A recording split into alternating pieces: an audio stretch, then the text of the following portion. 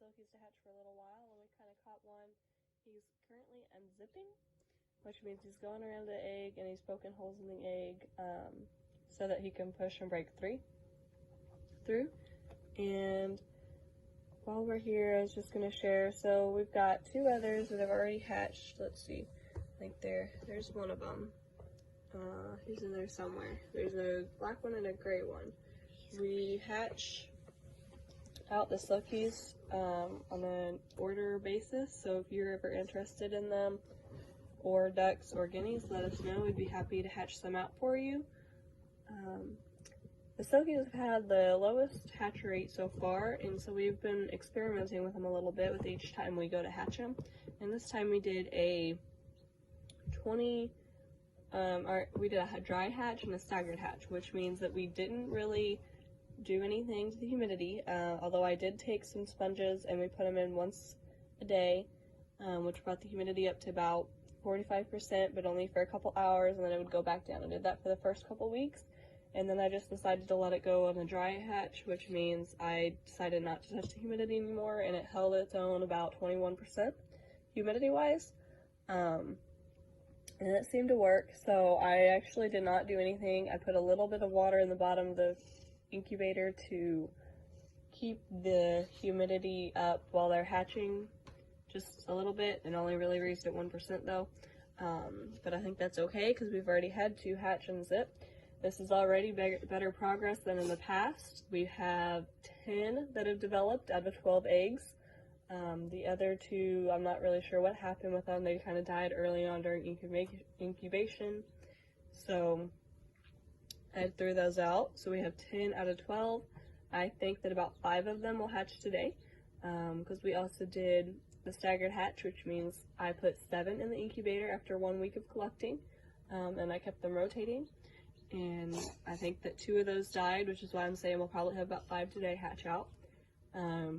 And then we have 5 that for a couple days afterwards, I collected them straight from the chicken coop, dated them, and put them in the incubator. Another thing that I also did differently is in the past I've used the automatic egg turner. This time I only did hand turning twice a day for the first couple weeks, and then I wasn't able to turn them twice a day for like the middle of the incubation period, so they were only incubated for half of the incubation, or they were only turned like 1 time a day instead of 2 times a day before I put them on lockdown. So it was about half and half, but like I said, I'm pretty pleased with it. We'll see how many we get to hatch out. We've already got 2, and this one you see here is currently unzipping and starting to push. And then after they hatch out, I will show you how to set up the brooder.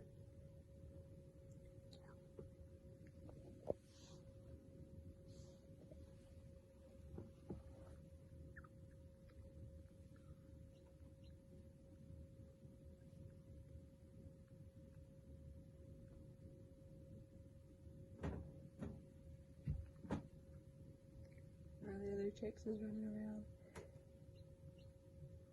I say they've been pretty noisy all night, and this morning they've been very talkative to us. They're being kind of quiet now.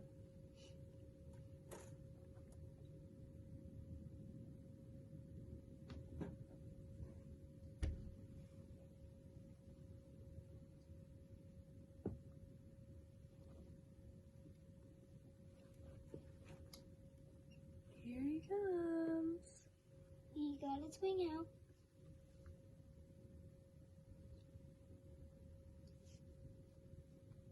Come on, little one, you can do it.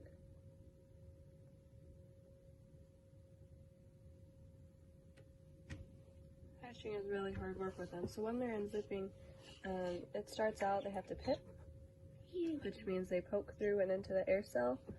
And here's his head. He made it out. So he'll be sitting there for a little bit. He's got a lot of hard work. He'll rest up and he'll eventually completely come out of the egg and start chirping around, and he'll dry. Remove it whenever they dry off, so it'll be a couple hours. The last bit of nutrients that they get from the egg is actually enough to hold them over for 3 days if need be, although we're not wanting to wait 3 days before we get them into the brooder to get something to eat.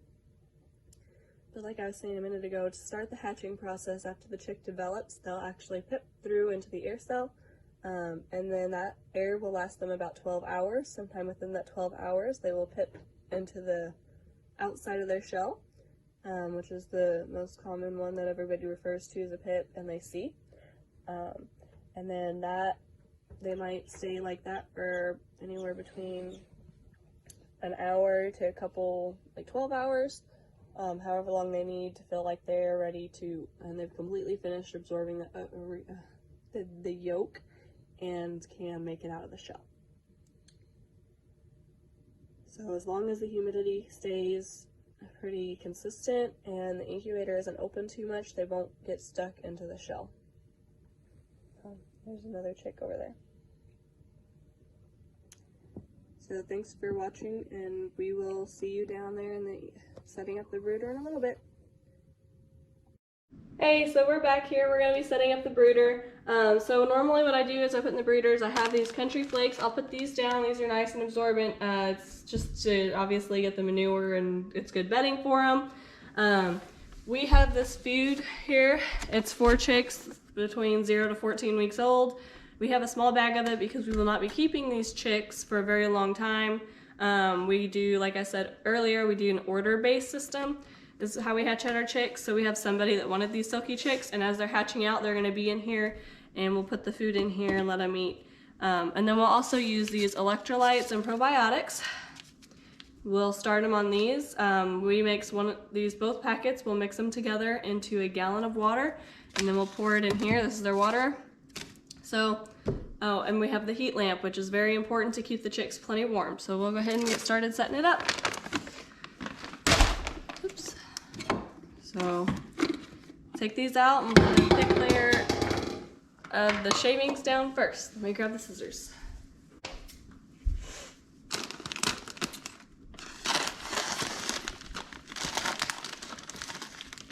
And they'll be staying in the house for the next couple weeks because it's really cold outside. And we don't want to take the risk of them getting chilled. So since you all last seen it, we still have 3 chicks that have hatched, and we've got another couple that have pipped, which is very exciting. They seem to be doing really well, and they're coming out kind of fast, so, which is awesome. And with our staggered hatch, they'll probably be hatching over the next couple days. But silkies are a very docile breed. So I'm not too concerned about the younger ones getting picked on whenever we add them in here as time goes on. Another cool thing about silkies is you can also have multiple silky chicks or roosters together, and they won't fight, or they normally don't, nor will they normally get aggressive.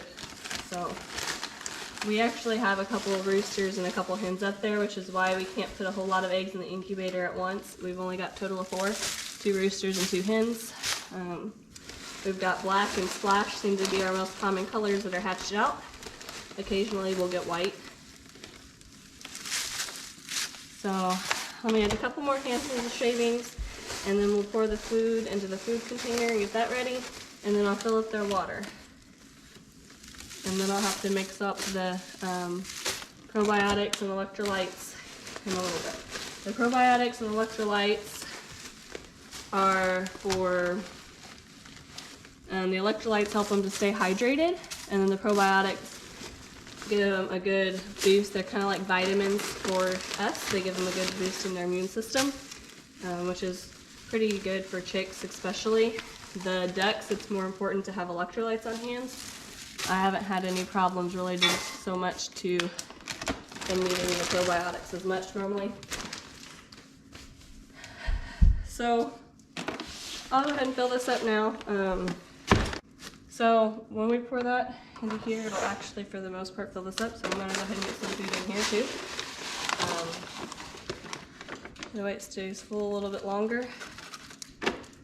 And this just clips on. There's little clips right there that go down and around. This on there. And something I did, I cleaned all this stuff out before the video began. We'll kind of move that away from the heater a little bit. I'll fill up their water. So currently we just have plain tap water.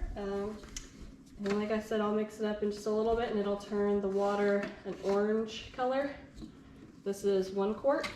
And I'm only gonna put a quart in at a time because they're babies yet, they're not ducks, and they don't drink a whole lot. But the ducks will actually put a tray, like a flower tray underneath this, and it'll catch a lot of water they spill. So I'm gonna go ahead and turn on the light and let you all see how that looks. So we have a white light in. Normally we have a red light, so it'll be just a little bit different color. But it's going to be warmer up here and it'll be kind of cooler back there, and so they'll be able to adjust depending on how warm or cold they feel, which is a good thing. And if they're all huddled together, we'll try to move it down in further closer to them. And if they're running around, then we know they're happy. So we'll go get the chicks in a couple hours and when they're completely dried, and we'll be back with you then. So bye. Hey everybody, so thanks for joining us today. I appreciate it. Here's our complete setup brooder. We got the heat lamp on, and those are the chicks that hatched the other day. We added the packets of electrolytes and probiotics into the water, and the extras actually just stored over here in an ice cream bucket.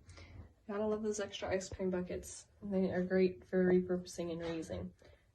We actually caught one of the white silkies hatching, so if you want to stick around and see, we've got her hatching on video at the end of this video. So if you want to see that, make sure you stick around. If not, thank you all for watching. I appreciate it. If there's something you learned or would like to look forward to learning in the future, let us know and we'll be sure to see what we can do for you. So here at Lovin' the Farm, we do a lot of different events such as goat yoga, twister hikes, birthday parties, and we try to be educational with what we do. I really love what we do. And so if there's ever any questions that you have or events that you'd like to schedule, be sure to let us know and we'll see what we can pull together. So have a good day. Thanks for watching. Bye.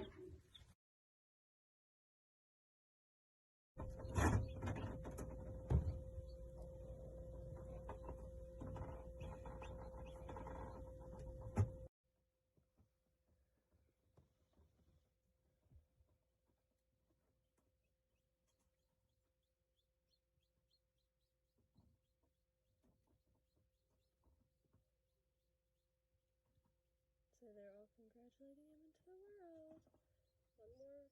2 more pushes how to do it.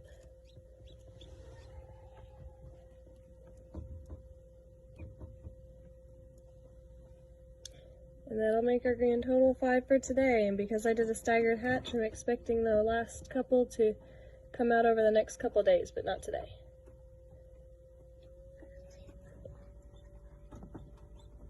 No, his foot's out, but not quite his head, is it? He's a little backwards. He'll get it.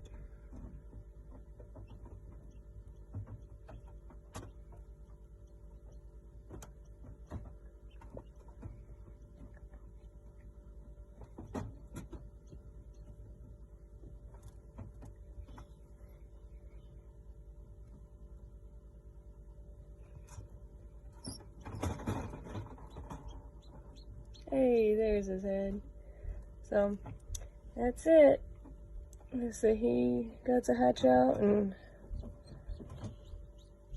it'll take him a little while, but he'll dry off and pretty soon we'll move everybody to the brooder. See you in a little bit.